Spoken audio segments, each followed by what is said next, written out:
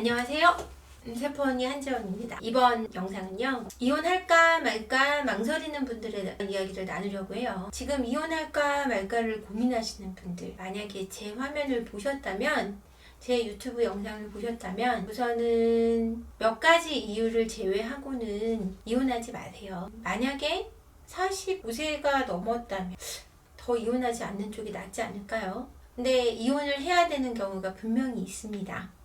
첫 번째, 폭력을 쓸 때. 두 번째, 정신병이 심각하게 있는데 치료받으려고 하지 않는 상황에서는 이혼을 하시는 게 좋고요. 왜냐면 생명의 위험을 느끼기 때문에. 아이들을 지나치게 학대할 때. 이 세 가지는 이혼을 하셔야 되는 사유인 것 같아요. 그러지 않고서는 이혼하지 마세요. 제가 명확히 얘기할 수 없지만 자기의 가치를 찾아야 된다라고 생각해서 이혼을 결정하시는 분들도 물론 응원합니다. 하지만 우선 아이가 있다면, 정말 내가 선택할 수 있다면, 내가 선택할 수 없다면은 그건 뭐 크게 미련을 가지실 필요 없어요.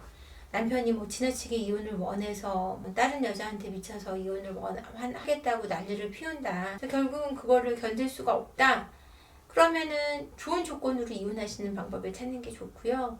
너무 시댁 식구한테 매여서 시댁 식구들 편을 들기 위해서 남편이 이혼을 원한다면, 그래서 너무나 그게 강력하고 시댁 식구가 지나치게 괴롭힌다면 그건 이혼 사유 중에 하나거든요.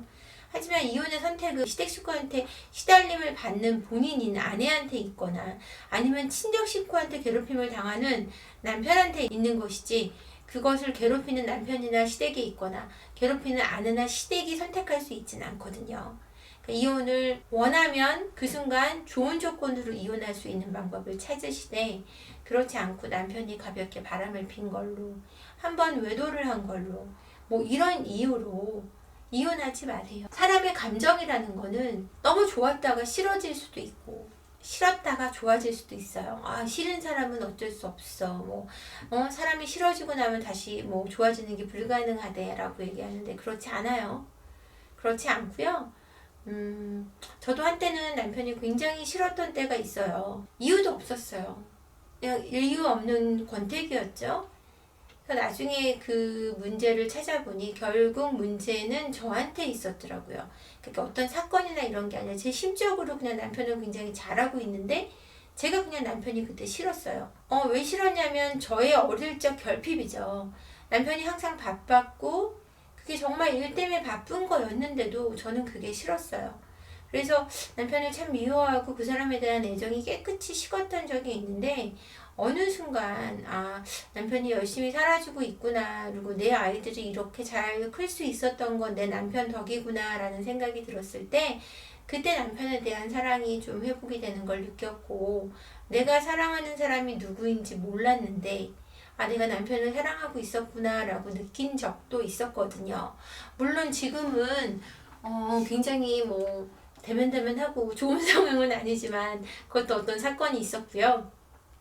그런 건 제 사정이 중요한 건 아니니까 일단 넘어가고요. 그 다음에 여러분들 아이들이 아빠가 없다고 엄마가 없다고 잘 못 크는 건 아니에요. 그건 남아있는 아이를 양육하는 한쪽 배우자의 태도에 따라서 달라지거든요.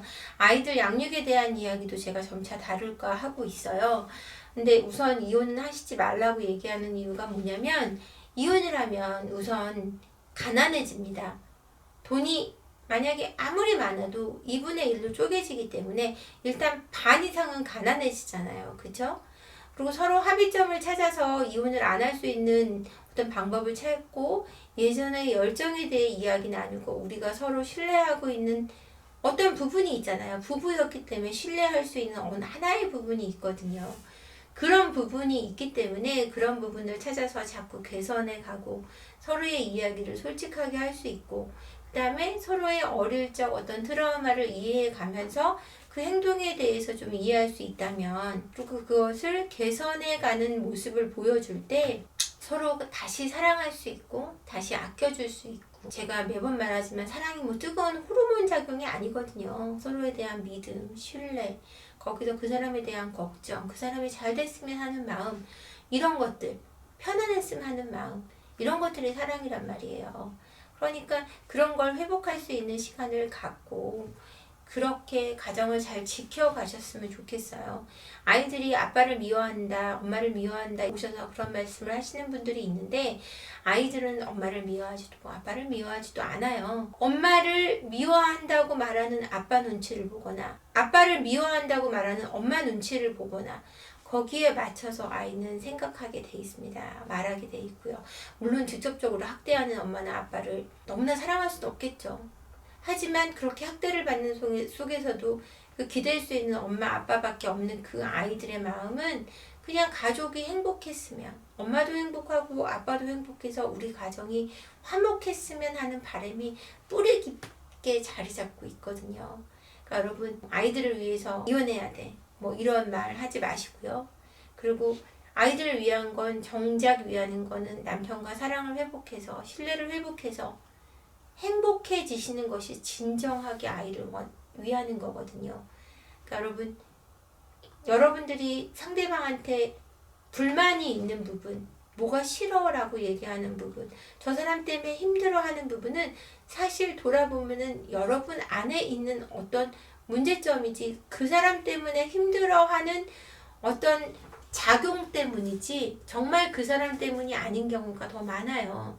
직접적으로 폭력을 쓰고 언어폭력을 쓴다면 좀 다르겠지만 그게 아닌 이상은 저 사람이 어떤 게 싫어 뭐 이렇게 생각한 저 사람이 저런 행동이 싫어 이런 것도 그 사람에 대해 어떤 이해점을 찾는다면 트라우마나 어린 시절의 어떤 문제점을 찾아서 이해의 시점으로 보고 그것에 대해서 힘들어하는 내 모습도 나에 대한 이해를 통해서 그 모습을 본다면 좀 다른 시점으로 갈 수 있습니다. 그래서 이혼하지 않고 여러분 다시 행복해질 수 있어요. 부탄가스도 조강지처가 좋대는데 처음 나온 부탄가스가 좋대는데 사람은 오죽하겠습니까? 조강지처, 조강지부가 가장 좋지 않을까라는 게 제 생각입니다. 물론 이러다가 뭐 저도 어떻게 될지 모르지만 장담하고 약속드릴 수는 없지만 여러분 우선 행복한 가정을 만드시는 걸 한 번 정도는 더 시도해 보시고 그때 가서도 그게 아니면 그때는 이혼하시고 더 행복한 길을 가시는 걸 저도 응원하겠습니다. 여러분 제가 앞서 말한 세 가지가 아니면 바로 이혼을 결심하지 말고 우선 해결점을 한번 찾아보시도록 해요. 궁금한 점은 제 메일이나 핸드폰으로 연락 주시면 됩니다. 고맙습니다. 오늘도 여러분 봬요.